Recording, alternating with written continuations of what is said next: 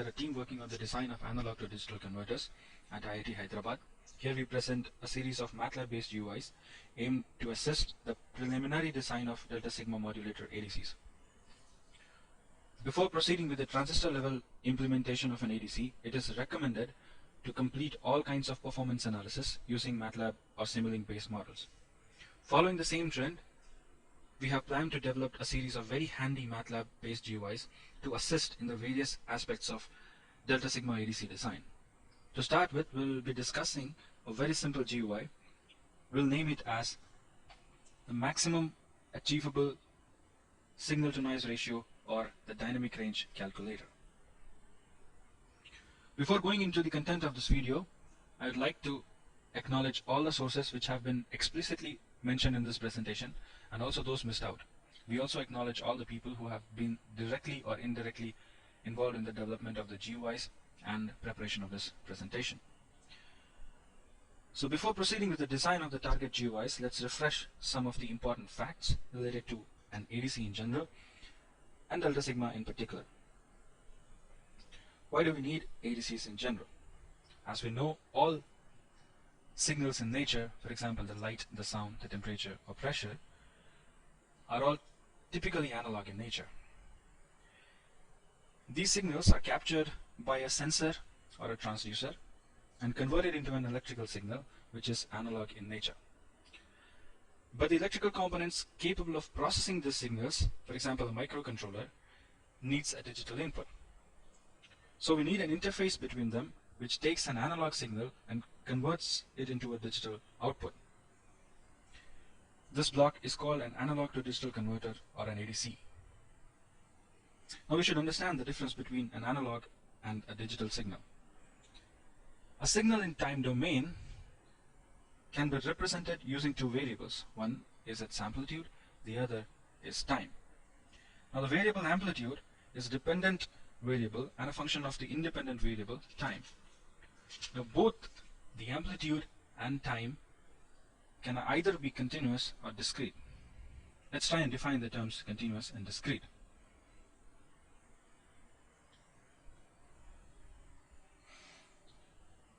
To understand this, let's consider a continuous variable is a variable where an infinite number of variables are possible or valid between any two values. Let's consider a variable n such that it can take up all values between 1 and 10 and it belongs to a set of real numbers. Now if we list out the possible values that n can take up, we see that n can take up all the integer values and also all the fractional values. Now as can be seen here, all different numbers with increasing fractional accuracy are valid, so there are infinite number of values which n can take. And since the number of values that n can take are infinite, we call this variable n continuous. Now moving on to discrete variables. A discrete quantity can have only a finite number of values between any two values. For example, in a binary number system, any variable can take only two values, 1 or 0. So following the same kind of an example which we have taken for continuous variables, we consider a variable n which can take up all the values between 1 and 10, where n belongs to a set of integers. Now if you list out the number of values which n can take up only integer values, and it cannot take up any fractional value. So if we count the number of values which n can take up, it comes out to be 10, which is a finite number. So n here therefore is a discrete variable. Now to display it in the form of a chart as shown here, an analog signal is continuous both in amplitude and time, whereas a digital signal is discrete both in amplitude and time. Finally, we say that an analog to digital converter is an electrical component that takes up an analog input and outputs a digital output. The electrical signal of a of an ADC looks something like this. The pointed structure is for an analog input and the brick wall structure is for a digital output. Now let's understand the functionality of an ADC. Now the functionality of an ADC can be expressed using a quantizer. A quantizer takes an input X, produces output Y. The quantizer divides the full-scale voltage into a finite number of levels.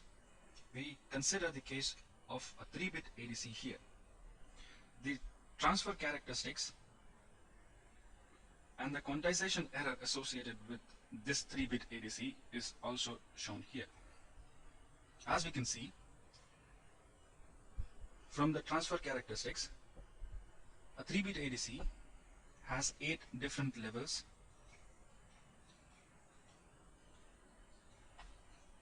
and it maps each of the inputs to one of these possible levels.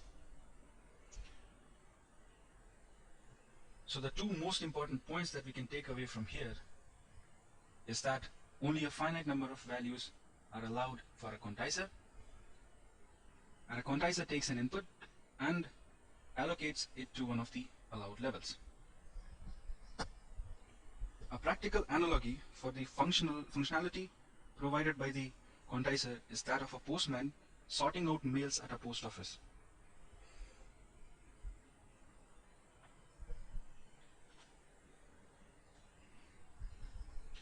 As can be seen from the video, there are different racks, one each for every locality serviced by the post office. The postman reads the address and places a mail in an appropriate rack. Now to take this decision, he needs a finite amount of time.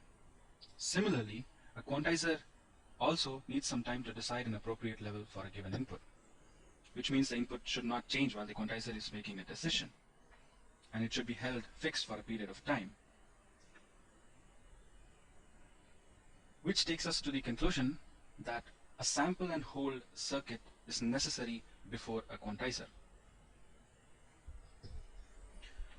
Now here we can see that a sample and hold circuit is placed just before the quantizer, and this whole system when clubbed together converts an analog signal to a digital signal. Now let's analyze the nature of the signals at each stage. So first, starting with xt, which is our input. Now xt is continuous both in time and amplitude, and hence is analog. Now xt is fed to a sample and hold circuit, and the output of the sample and hold circuit is y of n. Now yn is this sample and hold circuit discretizes the time axis, and hence the signal yn is discrete in time but still continuous in amplitude. Now this yn is fed to a quantizer which discretizes the amplitude axis to produce an output Vn. Now for Vn, both the time and amplitude axis are discrete, and hence Vn is a digital signal. So effectively we have converted an analog signal xt to a digital signal Vn.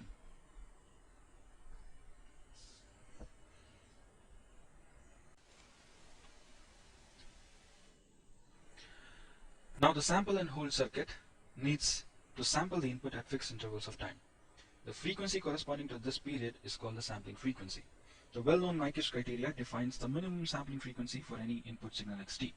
Now assuming that xt is a band-limited signal and fb is the maximum frequency content, the Nyquist criteria states that the minimum sampling frequency required for the faithful reconstruction of the signal after sampling should be at least twice fb. where 2FB is called the Nyquist rate and FB itself is called the Nyquist frequency. Depending upon the value of the sampling rate with respect to the bandwidth of the input, different architectures of ADCs can broadly be divided into two groups. One called the Nyquist rate ADCs, the second called the oversampling ADCs. For Nyquist rate ADCs, Fs is equal to twice Fb. Examples of Nyquist rate ADCs are the flash ADC, the SAR ADC, the pipeline ADC, etc. For a oversample ADC, Fs is much greater than the minimum required Nyquist rate. Here we can see that Fs is OSR times twice of Fp, where OSR is called the oversampling ratio. Example of oversampling ADC is delta sigma modulator ADC. Now let's review the basic properties of both type of ADCs. Starting with Nyquist rate ADCs, the first topology that we'll consider is called the flash ADC. The unique selling point of a flash ADC is its high speed of operation. It is the fastest among all the ADCs, with the data rates going up to 5 to 20 gigasamples per second. But the most important drawback of this flash ADC is that its hardware complexity increases dangerously with the required resolution. For example, a n-bit ADC requires 2 raised to the power n-1 comparators. So for a 16-bit quantizer, we would require 2 raised to the power 16 or 65,000 comparators, which is impractical. Therefore, flash ADCs are not used in high resolution applications, and the resolution is limited to 8 bits. A successive approximation register ADC or the SAR ADC finds utility in its low power implementations, but it cannot be operated at very high speeds like a flash ADC. A n-bit SAR ADC require n comparison periods to produce a meaningful output. Therefore, its speed of operation is limited to approximately 5 megasamples per second. The resolution expected from a SAR ADC is 8 to 18 bits, which of course is greater than the flash ADC. Now moving on to oversampling converters, delta sigma ADC is the most popular example of an oversample ADC. Working with moderate power requirement, moderate speed, this topology is able to provide resolutions greater than 20 bits. Finally, all this can be summarized using the figure adapted from the class notes of Dr. Vishal Saxena from BIOS University. A flash ADC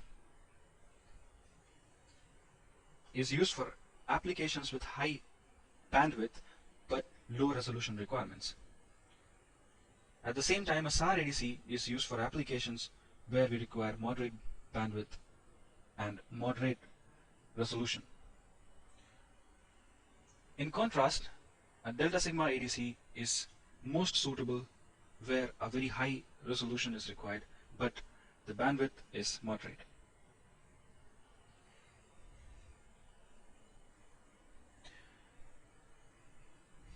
The most important metric for the performance of an ADC is the SNR, or the dynamic range.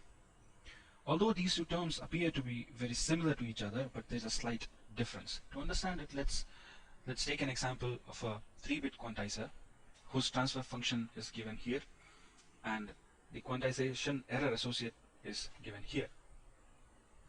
Let's define all the terms related with it. YFS is the full scale output range. This is YFS. The quantization step, or the value of 1 LSB, is given by YFS divided by 2 raised to the power n minus 1.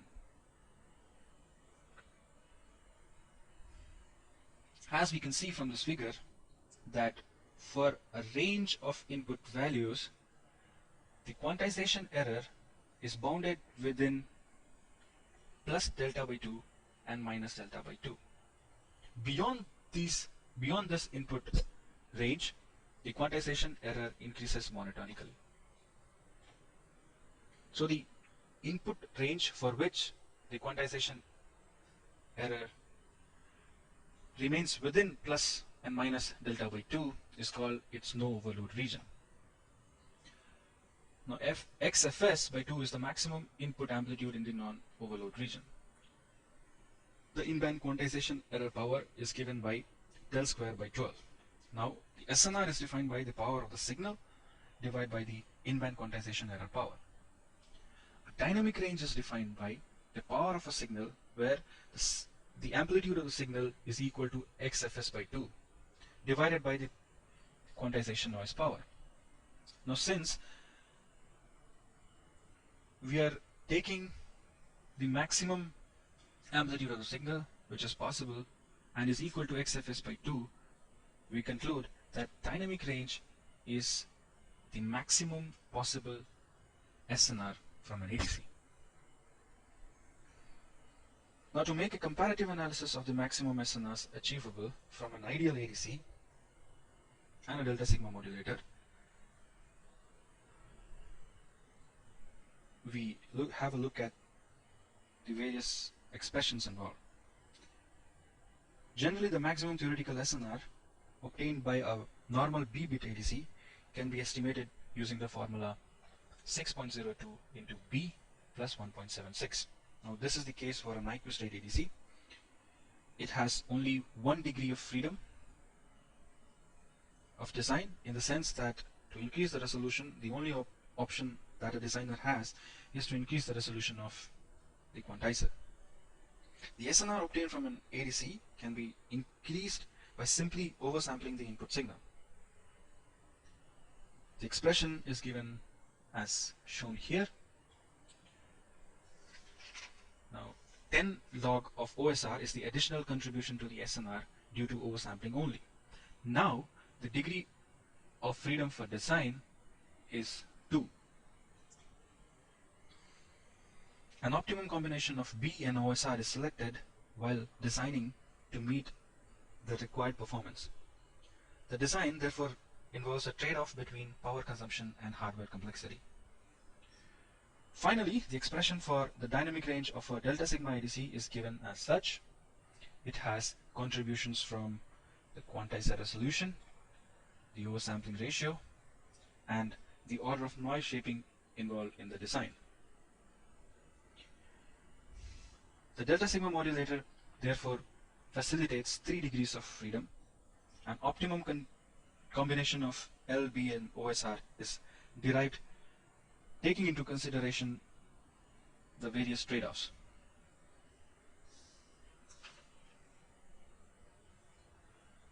So here we target to develop a GUI which will help us to make a comparative analysis of the 3 different configurations that we have here, where we will see the maximum SNR that can be achieved only using a B-bit quantizer, then the maximum SNR achieved a B-bit quantizer which is oversampled, and then finally a delta sigma modulator ADC which consists of all the 3 factors.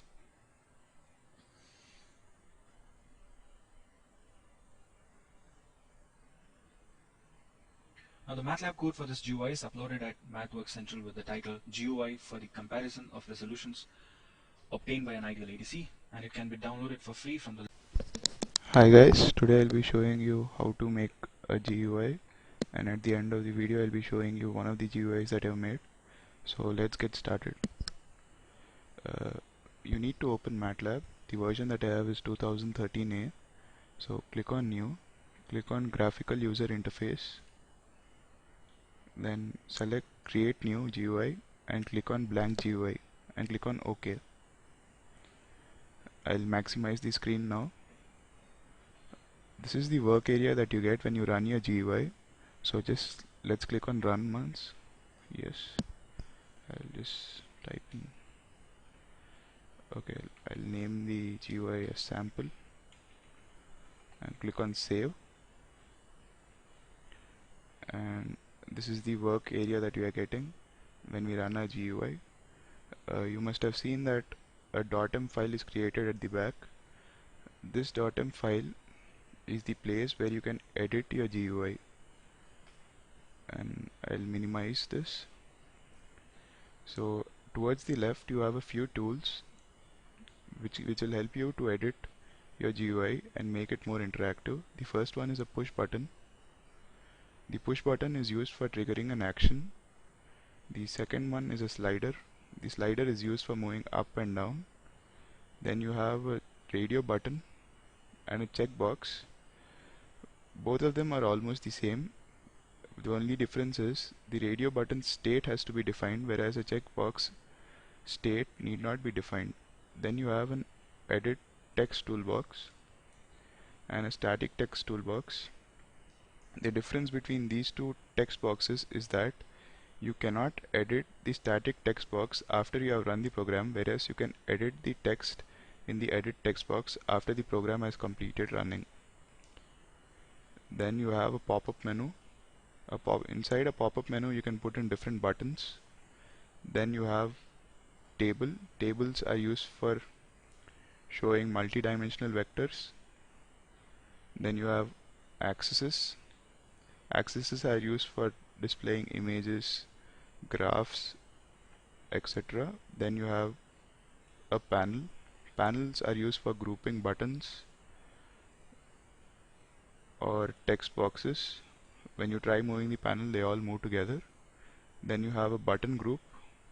A button group is used for grouping buttons. And they move together too. Now I'll show you how to edit the text inside a text box. So let's double click the text box. So you have something called as inspector that is open. Now you go down, you have something called as a string, and type whatever you want. Hello world, and click enter. So you see that the text inside the text box has changed. You also have various other options in the inspector. You can change the background color. So let's change it to red. Click on OK. You see that it has changed. Apart from that, you have something called as a font name, where you can change the font that the text has been written in. Then you have font size. You can change the font size to 10, 11, your wish. I'll change it to 10. Then you have something called as font weight. Font weight is used whether you want the text in bold or in normal. So I'll choose bold. And that's it with the inspector. Now I'll show you one of the GUIs that I've created. So I'll go to file, I'll open. So click on open and I'll maximize the screen. So this is one of the GUIs that I've created, and this GUI is used for comparing the SNRs that is obtained from different configurations. So let's try running it once. Yeah, so I'll give the number of quantization bits as 4, OSR as 250, OSR as 256, and order as 4 again. Then I'll click on continue. I'll click on calculate. Then you'll see that the B-bit quantizer's SNR is 25, B-bit quantizer plus oversampling SNR is 49, B-bit quantizer plus oversampling plus noise shaping SNR is 211. The relative improvement between A and B is given over here, between A and C is given over here, and I'll click on exit to exit from the window. So as you can see, this GUI has 1, 2, 3, 4, 5 axes. Then a panel. Inside a panel I have static text boxes and edit text boxes. Then I also have a push button calculate and exit. Then I have another panel with static text boxes as well as edit text boxes. Another important aspect that you have to see is something called as a tag. Tag, suppose that the object that you are placing in the workspace is a variable, then tag is the variable name. So you have to be very careful while giving the tag name, because if you use a number of objects, then you might get confused with the tag names. So be very specific. So you can edit the tag name inside the inspector. Just below the style you have tag. So in the tag you can actually edit the name. I've given the name of the button as button calculate. Okay. So now let's check the code out. I'll right click it, click on editor. I'll maximize the screen. So yeah. So you have something called as an opening function in the editor. The opening function runs when the GUI has started initially. So I'll click on run once. So you can see that I have 1, 2, 3, 4 and 5 images that are displayed. So I display them using these commands. Handles is used for activating the object that is present in the GUI. So what this command does is it's selecting the axis logo. ImShow is a MATLAB command that is present to show any image. So here I am showing logo.jpg. Then I do the same with the rest. Then yeah, as I told you that a push button is used for triggering an action. Our GUI starts only after we press calculate. So our code should be written under the push button. So here what I do is I activate edit.osr using handles, and I get the value of the string. As we cannot compute strings, we have to convert it to a number. So I do that using a MATLAB function string to number, and I store it in OSR. I do the same with L and B. Now using the formulas that have been displayed in the GUI, I calculate the SNRs of different configurations, and I store them in B-bit OSR and DRDB. Now using the command set, I set the values to handles.text output at string. Shit.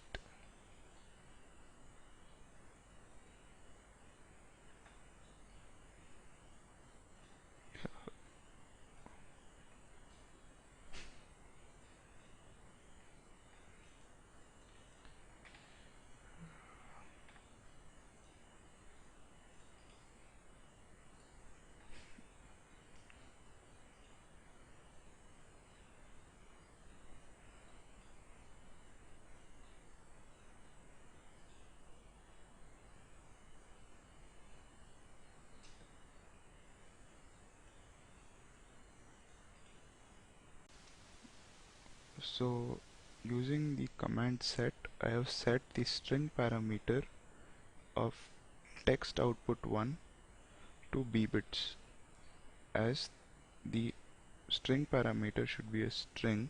So I convert the number to a string using the MATLAB function number to string, and I do the same with the rest.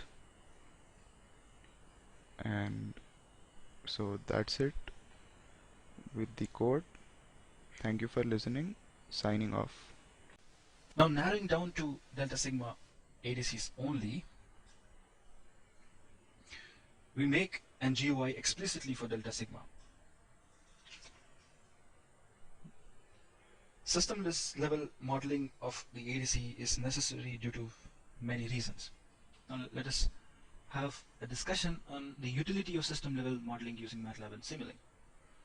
Now, this system level modeling of any system helps a novice designer to understand of the working principle of the system. He or she can analyze the nature of signal at each node or after each block. Also, creating new device involves multiple design iterations. To accelerate development, we choose a system level design. system level design is much faster than circuit level design, and it enables us to simulate many different designs in the time it would take to complete just one circuit simulation. So a very quick analysis is possible. It also helps to extract system level parameter values and circuit component to achieve a target performance. Now, since GUI development is part of the system level modeling of ADCs, it would serve us as a handy and easy to use calculator. It would save time, and most importantly, it would help us choose the optimum combination of LV and OSR for any target performance specification. Now, as we know, a high value of resolution can be obtained by increasing either L, V, or OSR, but each of the three has design trade-offs associated with it. A high value of L would involve greater hardware complexity and loop instability issues. A high value of B would involve more analog circuitry and is degraded by DAC mismatch errors. A high value of OSR would be more power hungry, and the value of the OSR is limited by the process technology that the designer might be using to implement his design. So finally, for delta sigma ADCs, this is the expression for the dynamic range in dB, and from this dB we can also calculate the ENOB, or the effective number of bits, using this formula. So the target for our ADC is, for a given combination of LB and OSR, the GUI should calculate the theoretical dynamic range for each combination using the formula earlier shown. Hi guys, today I'll be showing you one of the GUIs that I have created. This GUI is used for computing the theoretical maximum achievable SNR, or dynamic range, from an ideal sigma delta modulator. So I'll run the program first. I'll click on run. So these are the formulas that I've used to compute the dynamic range in dB and the dynamic range in bits. The input that I have to give to the program is OSR, order, and quantization bits. The output that I get is dynamic range in dB and dynamic range in bits. So I'll give it an OSR of 256 and order of 4 and number of quantization bits as 4, and I'll click on calculate. The dynamic range in dB is 211.7. The dynamic range in bits is about 35. Then I click on exit to exit from the program. Here I have used 4 axes. For the input I have used a panel. The panel consists of static text boxes as well as edit text boxes. The edit text boxes have been given tags edit OSR, edit order, and edit bits. Then I have used 2 push buttons, calculate and exit. Then I have used a panel to display my output. The panel contains static text boxes as well as edit text boxes. The edit text boxes have been given a tag of text output 1 and text output 2. So let's check the code. So in my opening function, I display the images using axis handles axis logo and IMShow. Then in the function under button calculate callback, I have written my code. So this is used for storing the string value in OSR. Then using the formulas that have been displayed in the GUI, I calculate the dynamic range in bits and dynamic range in dB. Then I set the calculated value to the string parameter in text output 1 using this command, and the exit button, when I click on the exit button, it deletes the figure main, so you come out of the program. that is it with the code. Thank you for listening. Signing off. Again, the MATLAB GUI for this GUI is uploaded at MathWorks Central with the title Dynamic Range Calculator for an Ideal Sigma Delta ADC, and this can be downloaded for free from the link given below.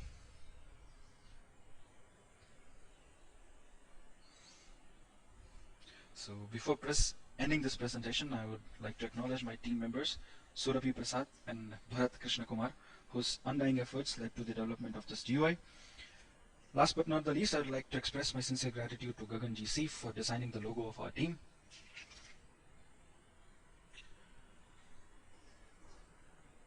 So the next presentation in this series will be on a GUI for design space exploration. The aim is to find out all possible combinations of LLB and OSR that would result in a dynamic range just greater than the target. Till then, thanks for watching this video. Please don't hesitate to give your valuable feedback and suggestions. Till then, merry modulating.